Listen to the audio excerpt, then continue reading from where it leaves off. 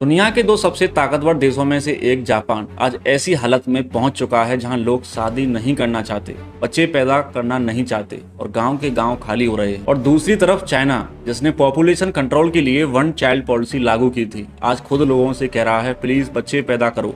लेकिन सवाल ये है, आखिर पॉपुलेशन कम होना इतना डेंजरस कैसे बन गया। नमस्कार दोस्तों, मैं हूं आदित्य और आपका स्वागत है मेरी नई वीडियो में। जापान कभी दुनिया की सबसे तेज इकोनॉमी माना जाता था, टेक्नोलॉजी, डिसिप्लिन, इनोवेशन हर चीज में आगे। लेकिन फिर धीरे धीरे एक प्रॉब्लम शुरू हुई।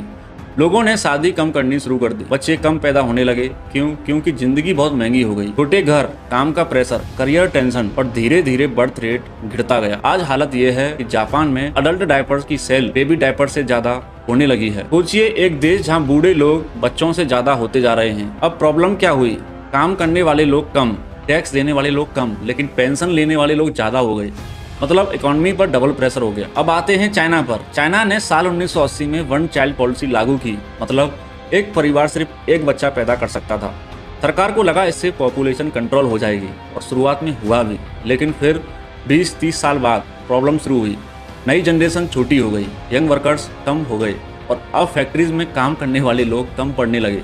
यानी जिस पॉपुलेशन को चाइना बोझ समझ रहा था, वही उसकी सबसे बड़ी ताकत थी। अब हालात ये हैं कि चाइना खुद लोगों को अनकरेज कर रहा है कि ज़्यादा बच्चे पैदा करो। लेकिन प्रॉब्लम यह है, एक बार सोसाइटी छोटे परिवार की आदत डाल दे तो उसे बदलना बहुत मुश्किल होता है। अब सबसे बड़ा सवाल, क्या इंडिया भी उसी रास्ते पर जा रहा है? एक्सपर्ट कहते हैं इंडिया अभी यंग कंट्रियों में से एक है, लेकिन कुछ राज्यों में बर्थ रेट तेजी से गिर रहा है और अगर फ्यूचर में बैलेंस बिगड़ता है तो वही प्रॉब्लम यहाँ भी आ सकती हैं। लेकिन इंडिया की सिचुएशन जापान और चाइना से बिल्कुल अलग है, क्योंकि यहाँ भी बड़ी यंग पॉपुलेशन मौजूद है।